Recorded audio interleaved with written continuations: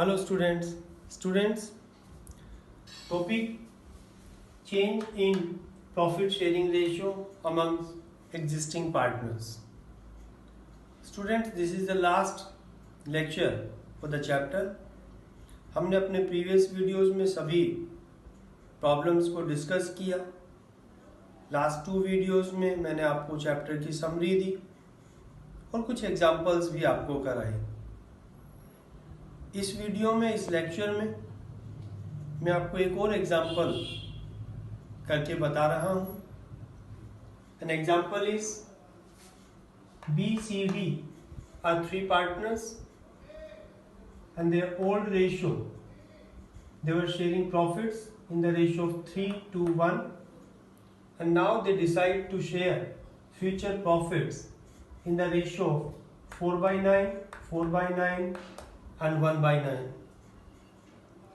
On the date of change in profit sharing ratio, their balance sheet is as under, and in balance sheet, creditors 87,000, reserves 42,000, profit and loss account balance 21,000, because liabilities में है credit balance, capital के balance is 3 lakh and 50,000.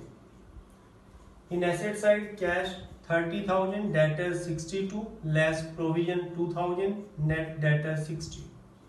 Stock 1,80,000, furniture 30,000, plant 2 lakh and building 3 lakh. Students, on the date of change in profit sharing ratio, following are the item of revaluation. Stock is valued at 20% less than book value. Provision for doubtful debts is to be increased by 1,500. Furniture to be depreciated by 20% and plant by 15%. Depreciation लगाना है दोनों items पर. Outstanding salaries 3,500. Building 3,50,000 पर valued की गई है. And goodwill is valued at ₹45,000. These are the item of revaluation which are to be taken into accounts while giving treatment or adjustments. Now, partner do not want to show assets and liabilities at their altered values.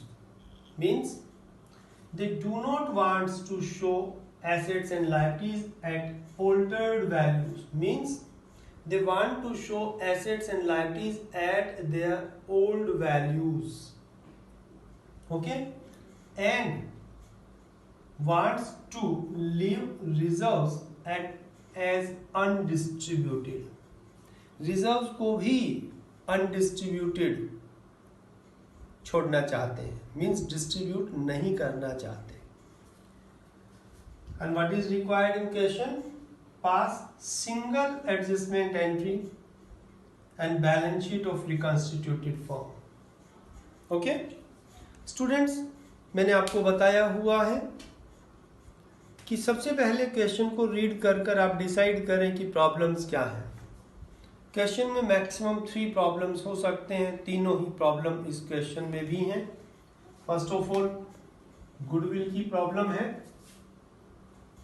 Goodwill का treatment gaining sacrificing ratio में. Revaluation की problem है. Reserves की problem है. Reserves को because 2 item है. And partner wants to leave reserves as undistributed. Distribute नहीं करना चाहते. It mean treatment gaining sacrificing ratio में. डिस्ट्रीब्यूट करना होता तो ओल्ड रेशियो में, बट यहाँ डिस्ट्रीब्यूट नहीं करना, गेनिंग सैक्रिफाइसिंग. साथ ही साथ आपको बोला गया partner do not want to show assets and at altered values. Altered परिवर्तित मूल्य नए वैल्यूज पर शो नहीं करना चाहते. Means they want to show at old values. और जब ओल्ड वैल्यूज पर शो करना हो तो ट्रीटमेंट गेनिंग सैक्रिफाइसिंग रेशियो. तो हमने समरी बनाई क्वेश्चन की और आप देख रहे हैं तीनों प्रॉब्लम की जो एडजस्टमेंट देनी है इन गेनिंग सैक्रिफाइसिंग रेशियो. तो जब तीनों के लिए गेनिंग सैक्रिफाइसिंग रेशियो में ट्रीटमेंट देना है तो तीनों के लिए 3 अलग अलग एंट्री नहीं बनानी, बल्कि तीनों के लिए हम कंबाइंड ट्रीटमेंट देंगे, सिंगल एंट्री बनाएंगे। और स्टूडेंट्स यहाँ पर आप नोटिस कर सकते हैं, मैंने पहले भी बताया हुआ है, जिन क्वेश्चन में आपको कहा हो पास सिंगल एंट्री, वो इनडायरेक्टली आपको बता दिया गया है कि ट्रीटमेंट गेनिंग सैक्रिफाइसिंग रेशियो में जाना है। यहाँ पे हमने चेक भी कर लिया है, क्लियरली मेंशन्ड है। बिकॉज गेनिंग सैक्रिफाइसिंग रेशियो में ट्रीटमेंट देना है तो हमारा जो फर्स्ट स्टेप होगा gaining sacrificing ratio, calculate gaining sacrificing ratio, and gaining sacrificing ratio B, C and D। Old ratio 3/6, 2/6, 1/6, minus new ratio 4/9, 4/9 and 1/9। LCM 18 आ गया, 18 3 9 minus 8 1/18, because plus का आ रहा है it mean sacrifice. Here LCM 18 then 3 6 minus 9 2 8, so 2/18, because minus का है it mean gain, and here LCM 18 then 3 minus 2, so 1/18 plus का है sacrifice। दो पार्टनर B और D sacrifice कर रहे हैं और C gain कर रहा है। ओके, फर्स्ट स्टेप हमारा हो गया। स्टेप नंबर 2 पर गुडविल का वैल्यू क्वेश्चन में गिवन है 45,000। प्रॉफिट और लॉस के आइटम्स हमको गिवन है, कैलकुलेशन करनी नहीं है, जस्ट प्रॉफिट और लॉस ऑन रिवैल्यूएशन कैलकुलेट करना है। और वो हम लोग किस तरह से कैलकुलेट करेंगे? बाय प्रिपेयरिंग स्टेटमेंट और टेबल। सो प्रॉफिट्स और लॉस ऑन रिवैल्यूएशन, एक एक आइटम स्टॉक को वैल्यूड किया 20% लेस पर, then decrease in the value of stock. Stock का 20% 180 का 20% 36,000, लॉस का आइटम है minus. Okay, then provision for doubtful debts to be increased by 1500। Provision को इंक्रीज करना है, प्रोविजन को इंक्रीज करना means loss, increase in provision for doubtful debts 1500 loss. Okay, then furniture को डेप्रिशिएट करना है 20% से, लॉस, डेप्रिशिएशन ऑन फर्नीचर 20%, 30,000 का 20% मीन्स 6,000 लॉस। प्लांट को डेप्रिशिएट करना है 15% से, 2 लाख का 15%, डेप्रिशिएशन ऑन प्लांट 30,000, ये भी लॉस का आइटम हुआ। ठीक है, आउटस्टैंडिंग सैलरीज 3,500, अनरिकॉर्डेड लायबिलिटीज है, एक तरह से लायबिलिटीज इंक्रीज हुई, ये भी लॉस का item, outstanding salaries, and amount is 3,500 loss. Building valued at 3,50,000, पहले बिल्डिंग का value building 3 lakh, now 350, 50,000 increase हो रहा है, तो increase in value of building 50,000 का गेन, पहला आइटम गेन का है। And last item goodwill, goodwill को छोड़ दीजिएगा, ठीक है, अलग से लेंगे। सभी आइटम रिवैल्यूएशन के हो गए। नेट प्रॉफिट और लॉस ऑन रिवैल्यूएशन कैलकुलेट कर लीजिएगा। सभी जो आइटम यहाँ पर आ रहे हैं 36, 72, 77,000, 27,000 लॉस आ रहा है।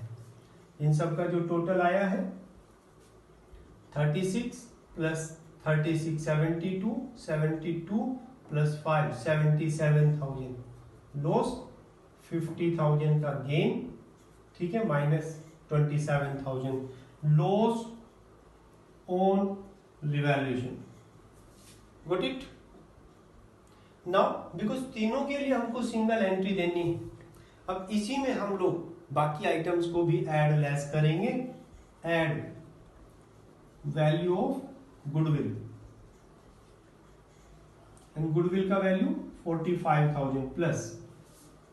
ठीक है, 45,000. प्रॉफिट और loss, add reserves, and reserves 42,000. Okay, profit and loss account, profit and loss account credit balance 21,000. सभी आइटम्स हमने कर दिए. अगर कोई लॉस का आइटम भी इधर में होता तो उसको लेस कर दे. और यहां पर जो नेट बैलेंस आ जाता है दैट इज टोटल, इन सब का जो टोटल आ जाता है 81,08,000. ओके, 1,08,000. 27,000 माइनस का, तो बैलेंस जो बचेगा वो 81,000. ओके, 81,000 प्रॉफिट्स आ गया. Good it? 81,000 प्रॉफिट्स. क्लियर? तो ये नेट बैलेंस आया. अब आप क्या कर रहे होंगे? प्रोपोर्शनेट वैल्यू कैलकुलेट कर लेंगे. प्रोपोर्शनेट वैल्यू कैलकुलेट कर लीजिएगा. अनप्रोपोर्शनेट वैल्यू आप गेनिंग सैक्रिफाइसिंग रेशियो में बी सैक्रिफाइस कर रहा है. B sacrifice 81,000 into 1/18 is equal to, calculate कर लीजिएगा कितना आ जाता है. 81,000 divide by 18, 4,500. Okay, then C's share, C because gain कर रहा है, देन C गेन्स 81,000 इंटू 2/18, 2/18 9,000 आ जाएगा. और D सैक्रिफाइस कर रहा है 81,000 इंटू 1/18 4,500. ओके, इस तरह से आपने देखा गेनिंग सैक्रिफाइसिंग रेशियो, सभी आइटम्स को ऐड लेस करके प्रॉफिट्स और लॉस और रिवैल्यूएशन कैलकुलेट किया. बिकॉज तीनों के लिए सेम मेथड से एंट्री दे रहे हैं. गुडविल का वैल्यू, रिजर्व्स, लॉसेस, प्रॉफिट सभी को ऐड लेस किया, नेट फिगर निकाल लिया. जो नेट फिगर आया बिकॉज ये बैलेंस पॉजिटिव आ रहा है, प्रॉफिट आ रहा है, प्रोपोर्शनेट वैल्यू कैलकुलेट किया. और प्रोपोर्शनेट वैल्यू को कैलकुलेट कर कर आप एडजस्टमेंट एंट्री देंगे. एडजस्टमेंट एंट्री जो आपको देनी है वो गेनिंग सैक्रिफाइसिंग रेशियो में, और जो एंट्री हम लोग देंगे, लेट अस सी, जो एंट्री हम लोगों को पास करनी है वो गेनर को डेबिट करना है, सैक्रिफाइसर को क्रेडिट करना है. And who is gainer? C. So C is capital account debit to A is capital, sorry, B is capital and to D is capital. जो सैक्रिफाइसर है उनको क्रेडिट किया है with their proportionate value 4,500 and 4,500. C जो gain कर रहा है उसको डेबिट किया नरेशन में for adjustments of goodwill, revaluation and reserves etcetera. केवल एक सिंगल एंट्री को देकर सभी आइटम को एडजस्ट कर दिया गया है. कैपिटल अकाउंट की आवश्यकता नहीं है. बैलेंस शीट आपसे पूछी है, बैलेंस शीट जो आपको बनानी है, रिवाइज्ड बैलेंस शीट कैसे बना रहे होंगे? जब आप सिंगल एंट्री दे रहे हैं, आप पूरे क्वेश्चन में कितनी एंट्री बनाई? केवल ये. और इस एंट्री में आप देख रहे हैं जस्ट कैपिटल अकाउंट अफेक्ट हो रहे हैं. तो केवल और केवल इस बैलेंस शीट में जो चेंजेस आएंगे कैपिटल अकाउंट्स अफेक्ट होंगे, नन ऑफ अदर्स. और कोई भी आइटम चेंज नहीं होगा, केवल और केवल कैपिटल अकाउंट के बैलेंसेस चेंज होंगे. तो एज इट इज रहेगी balance sheet. Creditors no change 87,000. Reserves because distribute किए ही नहीं है, जब डिस्ट्रीब्यूट नहीं किए तो बैलेंस स्टैंड करता रहेगा. Profit and loss account same problem, ठीक है, कैपिटल BCD, ओके। यहां कैपिटल के बैलेंसेस इसी के बेसिस पर हम कर सकते हैं। अगर आप चाहें तो कैपिटल अकाउंट भी बना सकते हैं, जैसे balance BCD and balance 3 lakh and 50,000। Entry को पास करिए, BCD, C को हमने डेबिट किया है, so to B is capital to D is capital. 9,000 से डेबिट हुआ 4,500, 4,500।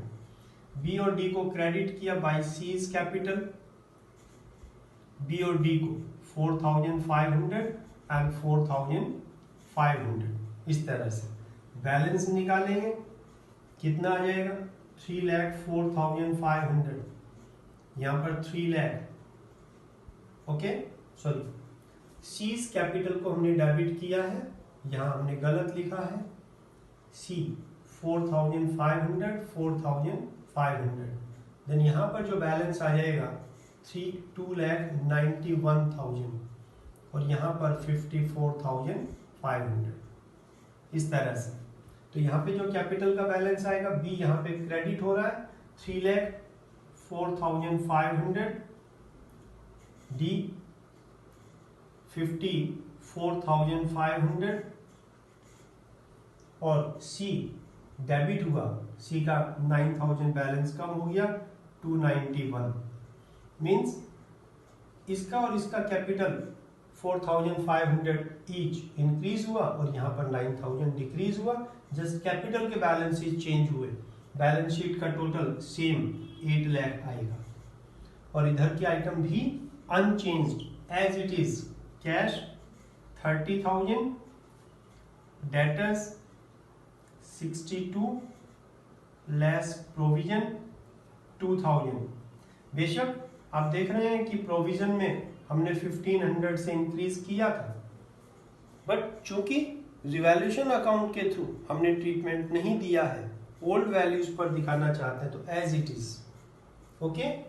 Then stock 1,80,000, furniture 30,000, plant 2 lakh, building 3 lakh, सभी ओल्ड वैल्यूज पर, और टोटल 8 लाख, ओके।